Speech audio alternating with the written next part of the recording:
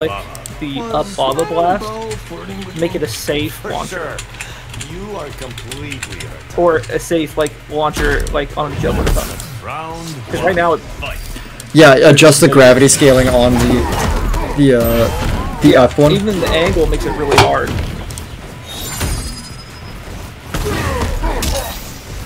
We do see the just like we kind of predicted a little bit. We do see the Goro back for Gambler.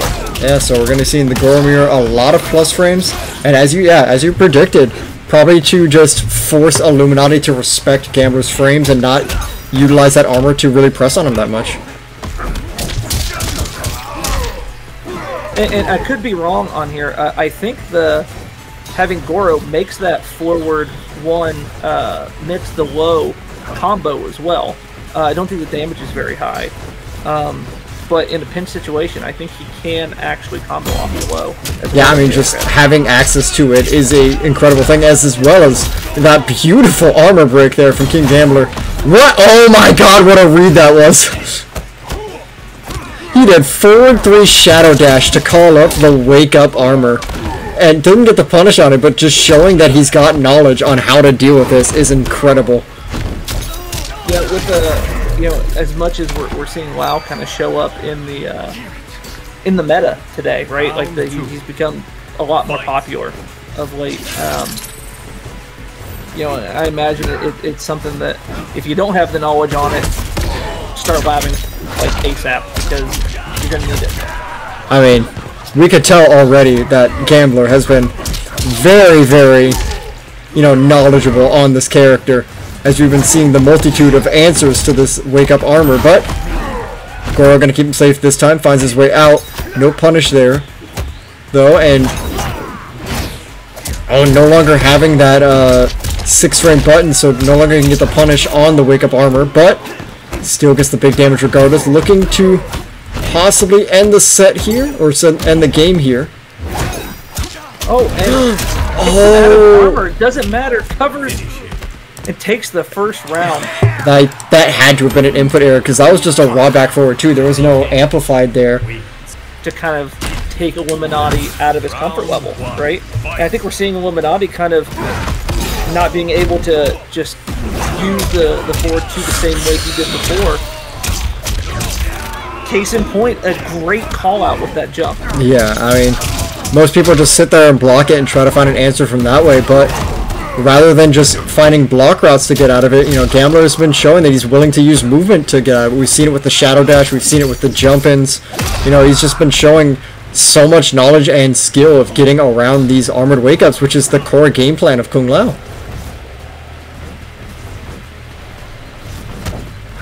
I love the movement here from Gambler. He'll show that he's willing to just dash up in your face, but also showing that he's very non-committal as well, so making you constantly second guess when he wants to go in. It's really impressive how you can take a character with no projectile and make them feel intimidating from mid to far straight. Yep. Oh, that's the round right there. Guaranteed 50% here on the fatal blow. That is going to be another round for Gambler. I think it's about 3 rounds straight now. Yeah. And not I realized that was a big combo, and he only didn't have a massive life chunk there, but man, it just this entire time it's felt like Gambler has been in charge, right? Gambler's dictating the pace, and Gambler's kind of calling it out, and a great read. Great example right there of him being in control, just very knowledgeable of when that armor is coming and having the cleanest and perfect answers to it.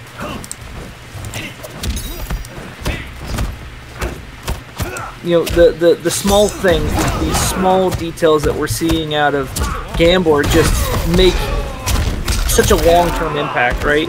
Illuminati is thinking about every armor because he's been punished for it multiple times now, and that just plays right into Gambler's hands with this constant pressure. Okay, I liked that setup there on the 4-4. It just ends the combo early, forces him to wake up, block the 4-4, which I believe is plus 15 on block. Oh, he said it. He said the line. Oh, roll credits. Play the Michael Bay Transformers music. just a great fun fact about Johnny Cage while we're at it. Being played by Carl Urban in the next movie. Oh, that actually is a very interesting fact. Here's another interesting fact about Johnny Cage. His real name is Jonathan Carlton. I did know that. Yeah. Little fun fact for all the people that didn't know at home. I was, you know, if we get another gap, I got a whole thing.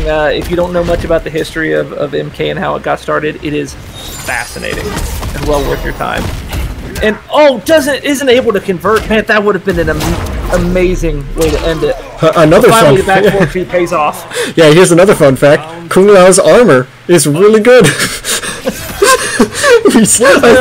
I believe it is what 14 frames on startup. It's something. It's like I think it's about 13 frames and -7 on block. So you know the only armor in the game that is safe on its own, without the need of a cameo. Unless you're playing Liu Kang. Oh yeah.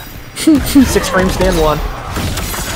Yeah, unless you're Liu Kang. But then at the same time, that's why you run Goro, so then you never have to worry about that. Yeah. Oh my god, just the rush that, okay. Oh.